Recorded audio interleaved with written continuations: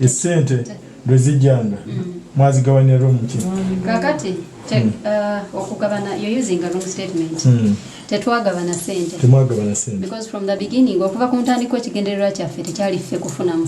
Tetwagala sente honestly speaking. Nenga mukiza nti sente zajja. Tetwali tuzaagala kuba nti zaali za kutaasa busiraamu kyekigendererwa. Ani yaleeta sente ezo? Naye nga tezajja nti tuzigabana. Ani yaleeta sente ezo? Nze nagireeta. Wezireta? Wazijjawo sente? Nazijje eyo naye sijjukirayo. Ekifo tujogenda womala omuntu sobola okugamba nti yewo naye nga erinnya ly'ekifo sijjukira kubanga nze Kampala ndi mupya nti sijja kugamba nti wano wali naye nga nagijjayo nezireeta wali mu ddiiro ogenda kuntwalayo kati nakye bannerabidde munzijukizeemu okutta Susan kyali kigendere oba mulina embeera kwali kwerinda kwammwe mwali mutidde nti ebbanga lyemwali muludde ne Susan yali amaze okubategera amaloboozi oba bamayo mufaanana I'll be frank with you. If you kidnap someone, yes, ask for ransom. Yes. Ransom bw'ogifuna, yes, nga mulaba muli safe, yes, it is a must for you to let the victim go. Yes. Olufuna ransom mumutagende ku family ye. However, bwe mubeera naye okumala ebbanga kati nga bwe kyali ne tugezaako okusolicitinga for the ransom ng'erwayo ate nga tubeera nayo. Twajja tusikaza alternative. Kubanga our security was being compromised. Okay. And according to the Quran, we can take her life. So the Quran allows taking someone's life? It does. Okay. Quran ikiriza nyo tekiriza muganda wange. Wena wajjukira wonna nti Quran wakkiriza kujja obulamu bw'omuntu. Kyekyo kye mbagambye, that is the statement I've just made to you. Nti obanga scripture ababitegeera bo bajja kubitegeera. Tegeeza mwakikolanga mutuukiriza Quran kyegamba. Mwamuwamba mufunye sente mujje obulamu n'okumuwamba era twasinziira ku Quran. Yes, it is there. What you're witnessing right now kibayita radical extremism. Omuntu okubanga ina beliefs eziri extreme. Nga mu kaseera kano omukyala Hajara eyali mu keesi y'omugenzi Susan, may her soul rest in eternal peace. Nga omukyala oyo ne banne batta omugenzi in a very gruesome way. Etiisa. They got the ransom, mitwala $200, they went ahead, ne bamutta. Ezo videos I believe bas recording mu 2018. Oba somewhere around there, nkadde muko. Nga omukyala Hajara akunnyonnyola what happened. Nga ali munju omugenzi mwe yali. Yakoze statement oyinza okugamba that annoyed so many Ugandans, especially abasiraamu. And of course, mulimu abantu bali ignorant. They came out never gamba, abasiramu did this. Obusiramu do not teach anything close to that. Siri mumanya, I'm not a scholar, but at least you have basic knowledge of what a religion teaches. Obusiramu tebusomesa even anything close to what she believes. Nenga osobola okulaba nti she believes in what she's saying. Ye akakasa nti eddiini ye y'obusiramu mundowooza ye emusomesa nti genda okidnapping omuntu ofune ransom ngenda kuzzaayo ko emabega. Why I think oba why she believes, not think, it's a fact, why she believes what she believes. The story begins in 1957. N'omwami oyo, I'm sure abasinga obungi eyo face mugimanyi, ze zimu ku face ezikyasinze okubeera recognizable globally. 1957, Riyadh, Saudi Arabia. Osama bin Laden bamuzaala. Oyinza okugamba he goes on to instill terror that no man has ever seen. Mu bukulu bwe agenda kukola ebintu that the world had never seen. Agenda kutandika one of the most radical extremist groups that the world had ever seen. Bitandikirawa 1979. Soviet Union invades Afghanistan. Ngolutalo lutandika bannansi ba Afghanistan. Certain groups forming a resistance. Then the neighbors also become concerned. Ne bagamba katujje tuyambeko Afghanistan esobola okukola ki okulwanyisa Soviet Union. They come under an umbrella called Mujahideen. Mujahideen oyinza okukirowoozaako nga okulwana jihad. Group erwana jihad. Mu kaseera kano Soviet Union esazeeko Afghanistan resistance groups arise from Afghanistan plus the neighbors, bajje balwanise Soviet Union, bagigobe. Olutalo lugenda mu maaso between 1979 ne 1989. Mu kaseera ako, jjukira Bin Laden bamuzaala wa Saudi Arabia. Nga ava mu family engagga. He came from a very prominent family, wealthy. Nga buli kimu akiina kamugaso nyaako maaso eyo nja kukazza. Yazaalibwa mu family mu language yaffe tugamba he was a planned kid. Nga alina buli kimu, he wasn't lacking anything. He could live the life of luxury.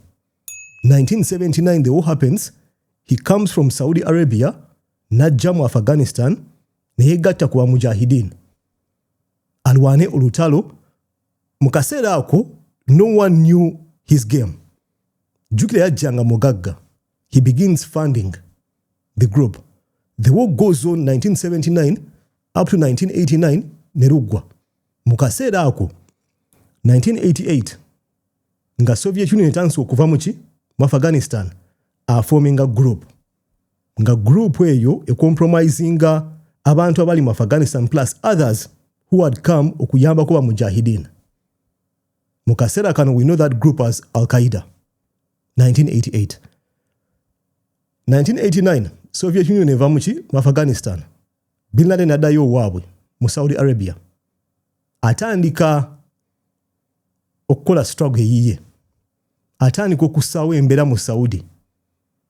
Atandika okuwakanya the actions of the government of Saudi Arabia ne obwakabaka. Bamugoba. He leaves Saudi Arabia n'agenda mu Sudan. 1991, 1992. Abasinga obungi kuffe n'awanda mu kaseera kana I bet you were born around that time. 1992. Nga Bin Laden bamugobye owaabwe. Bamukoye ne bamugamba vaawo. He had something about him that was off. Bamugambye vaawo azze Sudan. Sudan abeerayo mpaka 96. Between 91, 96 akola ebikolobero ebyenjawulo. Planting bombs, kukola ki yalina akasente. Nga ate alina ideology mu maaso otujja gikuonako. Nga alina beliefs ezize. Tayinza kudda waabwe kuzibamukoowa. So mu kaseera ako 96 Abataliban bali bafuga Afghanistan. Addayo Afghanistan. Oyinza okugamba that was a changing point of a moment mu story eno. What happened next defines history. What happens next defines immigration. What happens next defines television. Birigum 9/11. We remember this day. Twali bana bato, but I'm sure abasinga obungi kuffe twali tutegeera. You heard about this. Nti America bajikubye bomb, the Twin Towers. The attacks on American soil. Yensonga lwaki ojjamu engatto ng'ogenze mu America ku kisaawe. Yensonga lwaki woba olina erinnya mujja kunsonyiwa Mohammed, Isma, Musa bakolako background check. Yensonga lwaki woba olina ekirevu ng'oyita ku airport mu America bayinza okukuzza ebbali. Yensonga lwaki okwambala ekkanzu mu America people look at you in a funny way. Yensonga lwaki television ena belief nti obusiraamu is a religion of butujju. Tujja tuuka waawo. That one single moment. Byavaawa, the relocation from Sudan back to Afghanistan, and Osama Bin Laden became uncontrollable. Mu kaseera ako he declares war against Americans and the West, the Western culture. What happened next?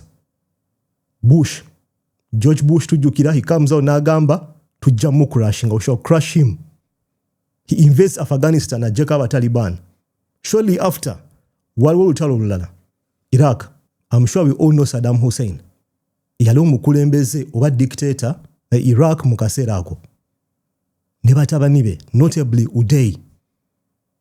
If you've not given it time, genda osome oba watch documentaries about Saddam Hussein ne mutabani we Uday. Remember the name Uday. Oba tomusomanga kugenda omusomeko. He was one of the worst creatures to ever grace earth. Him and his father, Saddam Hussein. So Americans, basalako Iraq. I'm sure so many Ugandans, you can relate to that moment. 23 Abaganda bafa ab'enjawulo bava e Uganda ne bagenda Iraq. Ye weevu etandika ebintu bya Middle East. Bakola akase ne bakomawo olutalo lwali lukambwe nnyo olwo. Saddam bamuwangula naye mu kaseera ako there was a name called Zakawi. Okuzaayo ko among the mujahidins mu kaseera Usama wajja from Saudi najja mu Afghanistan okuyambako Afghanistan okulwanyisa Soviet Union. Another young man yalulimu bamuyita Zakawi. Zakawi yalina beliefs ezize nga za njawulo mukko from Usama. They are both extremists. They are both radical. They are both crazy. Bonna batujju naye nga beliefs za njawulo mukko. Usama believed nti I can attack and establish dominance. Chovola nti akola ebikolobera akubazi bomu akola kyakola ki. Zakawi on the other hand had a belief nti they can establish a state. Nga state yeriko omukulembeze w'Obusiraamu. Kye bayita caliphate state nga omukulembeze bamuyita caliph. Beliefs zaali bbiri za njawulo naye nga they are both extreme. Bonna batujju, no excuse. Oyo omwami Zakawi are pledging allegiance to Al-Qaeda. Al-Qaeda ng'omukulembeze yaani Usama. Zakawi agamba tujja kukolagana. Before then baali tebabonga nnyo. They were both extremists naye ng'oyinza okugamba end goal yaabwe yali ya njawulo. Ng'engeri gye baagala okufunamu ebintu ya njawulo naye nga bonna they were the worst creatures. Zakawi are dropping a pride. N'agamba why tukolagane. He pledges allegiance to Al-Qaeda. 2004. Ne baforming a group gye bayita Al-Qaeda in Iraq. Kamugaso nnyako. 2004. Moving forward, I'll never forget this day. I'll never forget this moment. 2nd May 2011. Pakistan Abbottabad. Usama bin Laden. Usama bin Muhammad bin Laden. Bamusanyawo. Kwegamba bamutta. Eyo moment nkyagijjukira. Bwali kiro. Nali nsoma biology functional approach. The topic was photosynthesis. I still remember. Nga ntudde nsoma kiro. Bawinter. TV kweri volume eri wansi. Nga CNN esaako ekigambo breaking news. I remember reporter yaja ku screen n'agamba tulina breaking news. The US president. It wasn't expected. He comes on. He makes the famous statements. The US army has killed Osama bin Laden. It was a pivotal moment in the fight of extreme terrorism, in the fight of the likes of Hajara. Oyinza okugamba, for the first time the world had launched a blow. Yaliko bounty stagambika. He had committed atrocities, crimes, tortured people. He had killed thousands of human beings. Ngabamose. The story continues. Al-Shabaab in Somalia bavayo ne pledging allegiance to Al-Qaeda. When bagamba pledging allegiance, they mean one of two things. One, they're either being funded or they are sharing an ideology. Chovola abanti ebintu nga ADF. They end up sharing ideologies with the likes of Al-Qaeda because baina endowooza yemu ekisiru. Plus the likes of Hajara, Yaqub and Smaya Musa, the ones abatta omugenzi. Babera ba sharing a common ideology eyo nti byenkola, I'm doing them for the sake of religion. Kulwobu Siramu nayenga in actual sense, they are extremists. They are killers. They are murderers. They're terrorizing people. The story goes on. Kanokali pivotal nnyo. You remember nti waliwo wave eyali mu North Africa. Libya, Egypt, areas ezo, entalo. Then the war spreads to Syria.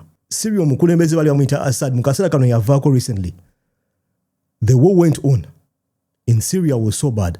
Ojjukira group gye nagambye, Al-Qaeda in Iraq, AQI. They pop out, they enter Syria, they form a group called ISIS. The Islamic State in Syria and Iraq, baforming a group eyo. Ojjukira nga ngamba nti, the founder, Zakawi, yalina endowooza yiye to establish a state nga eno omukulembeze, ng'omukulembeze oyo mu language yaabwe musiraamu gwe bayita caliph. Nga state yo bajja kugiyita caliphate. A caliphate is ebanga state naye ng'ekulemberwa omuntu omusiraamu byali wedda. The last caliphate eyali y'amaanyi yali Ottoman. Eventually, Turkey abolished it. the title of the caliph and the caliphate states Nabi Komao. Do not confuse it with the caliphs of Islam. The caliphs of Islam were the leaders who followed after the death of the Prophet in 632 CE. Banjaulo. These are extremists. These are terrorists. They are not the same. The caliphs that came, the likes of Abu Bakr, the likes of Umar, Ali, were so different from these. Banu, Balikubiyabwe. So ISIS pops up. The Al-Qaeda in Iraq, Baze in Syria, they form the Islamic State in Syria and Iraq. They begin doing atrocities. Mukasera, I think the leader Al-Baghdad, I don't remember well. A change although they begin recruiting Nemunsiza West. There's a famous name ku internet, the Jihadi John.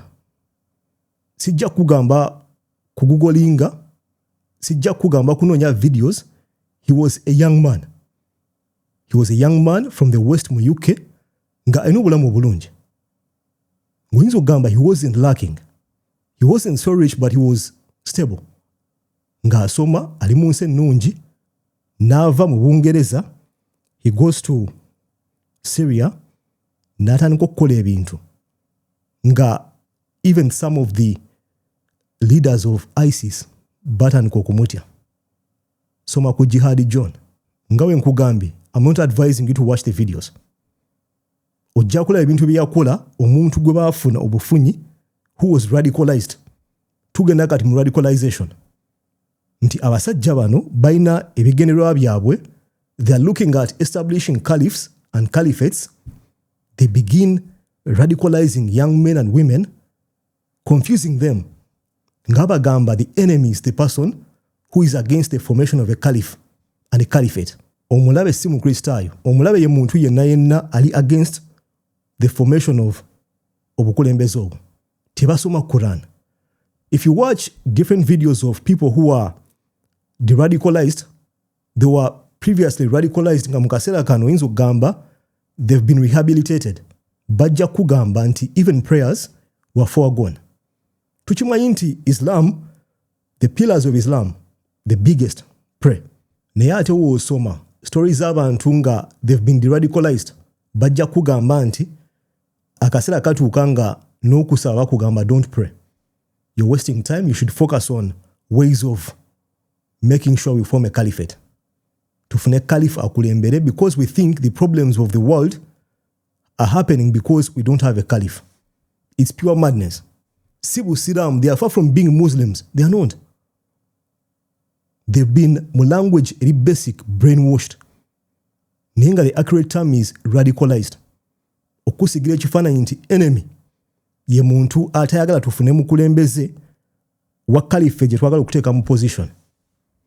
Ye ideology eyo. The likes of Osama, yes, bajja ne approach nti kendo bakube bomb. Eventually they will believe. Eventually they will come to their knees bagambe nti chi. Yes, let's have a caliph. Tufune mukulembeze, tufune state ye munga nene. The likes of ISIS 2014, they came out never declaring nti baina caliphate. Nti caliph wawe Ibrahim. A moment yaliwo geno googling 2014, they came out and said we have a caliphate. Caliphate ngaye nkugambe ba state of a nation with a leader gubaita caliph. In all that confusion, bano si basiramu. They're not. Chovola banti, the bombings happen even more in the countries mwebali. The likes of Pakistan, the likes of Afghanistan. Gwechebuze, if these people are fighting against Christians, they were fighting against the rest of the world, why do the bombings happen in their country? It's because of that. They view anyone who is against the formation of the caliphs and the caliphates as the enemy. The teachings are so upside down. Ngomuchala wa kugambe, she believes nti Quran emugamba because chebamuwa. Whoever was teaching her Islam yamugamba nti obusiramu bukugamba kidnap. In actual sense, there is nowhere. Obusiramu is one religion whereby you steal ngochimanyi chedako. Wogena matika ga Sharia no baba kutemako mukono. With evidence, of course. Oto muntu, they execute you. Okozo musango, like you've committed a crime, you're punished. Wano, you have a lady, aseka, she's smiling, telling you nti twabikola mu linnya ly'ekisiraamu.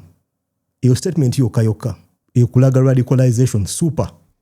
bamuwanga verses bamusomesanga ebintu that were out of the book nga tebiriyo naye nga bamugamba eddiini teaches this kyova olaba nti takuwadde aya oba ssuura yakugamba she even confirms with a guy nti si kituufu nti obusiraamu bugamba kidnap simanya ransom where tekiriyo. She took a wrong path. She was radicalized. The ideology jaina chovola akugamba nti we didn't want to share the money. Twali tuchikola lwa busiraamu tebiriyo. They were doing it maybe to establish a caliphate. Thank God police yabakwata. Chanaku nnyo nti omugenzi yafa. Chanaku nnyo, but this should raise a warning. Meaning mugwanga, these things are there. Yes, ADF is ukubanga nafu, but it's possible we have radical groups right now popping up in the country. Groups ingezo mugwanga chisoboka kubanga mweziri. It's possible nga waliwo dark sheikh eyo, dark imam akunganya abavubuka n'abasomesa scriptures embi nga bagamba okola bwoti tujja kola you kill yourself ogene mu ggulu. Does it make sense? Nga obusiramu bukugamba suicide is a crime. You're committing a sin. Ebintu ngebe, they show them scriptures ze baagala balabe. Omukyala, she lacked remorse. It was so sad to watch. It was so disappointing. Ngawe nabagamba, we ask one question. Tuwe date, tuwe obudde, tuwe ekifo when you're going to execute that woman. Kakitwale nti ekigendererwa ky'okubeera wali toyagala abaami basobye ku Susan. Nedda, si kye kigendererwa kyange. Ekigendererwa kyange kyali kyagondera tteeka lya Quran nti awabeera abakyala walina okubaawo obukuumi bw'abaami. Yes, please quote me well. Quote me very well. Yes. According to the Quran, awabeera abakyala, it is a must okubeerawo abaami nga bibawa abakyala obukuumi. Okay. Yes, it is not the other way around. I've understood you well. Tuli basiraamu sebo, tuli basiraamu. So you're now leading us to the next home where you took Susan after from this place. Yes, from here. Mu mbeera ng'eno oyinza okugamba nti omutonzi waabwe ajja kubakolako, ajja kubajajinga, because none of us can judge them. You can never be here n'ogamba nti ngenda pima level y'obusiraamu bw'omuntu tomanyi. You don't know what's in their hearts. The one thing we know nti batta omuntu. It's a crime. It's a crime in Uganda okutta omuntu. They have to pay for their sins. Obusiraamu do not teach any of what she said. These are radical extremists, abatujju terrorists. Abali batandika each group and police yabakwata. Uganda crushed them. As always, Uganda prevails. As always, Uganda stands strong against ebintu nga bino. Groups nga zino. It's sad to watch. Kya mugaso nnyo. Gwandaba oli musiraamu, oyina omwana agenda mu masjid, learn ekiri ku masjid eyo. Mugenda kunsaasira, kino nkyogera ng'omusiraamu, learn what happens at the mosque gye balaga okusaala. Yiga behaviors z'abantu your kids associate with. Otherwise, radicalization is possible. Sibya sente. Nkuwadde story ya Osama, he came from a wealthy family. Obogamba nti people who become radicalized are poor, that beats the argument. There are dark people out there abakozesa eddiini obubi, Christianity and Islam. Nga bagikozesa obubi, they turn around scriptures okukola agendas tujjukira kibwetere. They turn around scriptures okuyisaawo beliefs zaabwe ensomesa eziri upside down. Eventually your kid, your daughter, your son, they're radicalized. Nga balina beliefs ng'ez'omukyalo oyo abelievinga nti byabelievinga bituufu. Toyinza mukonvinsinga ku kyamanyi kye bamulaga. Yamanyi nti omulabe obusiraamu kola bwoti. So sad. Njagala ompendowooza mu comment section wansaawo ku byenkonyeeko. Eno video ebaddemu some bit of history okuzzaayo kemabega ku Usama, Zakawi, al-Baghdadi, abantu ab'enjawulo. Ebintu nga bino mbisomako nnyo. I love reading about events. I love reading about ebintu ebyenjawulo, crazy stuff happening in the world. Mpa endowooza mu comment section wansaawo. Nja kulamu video dako. Peace.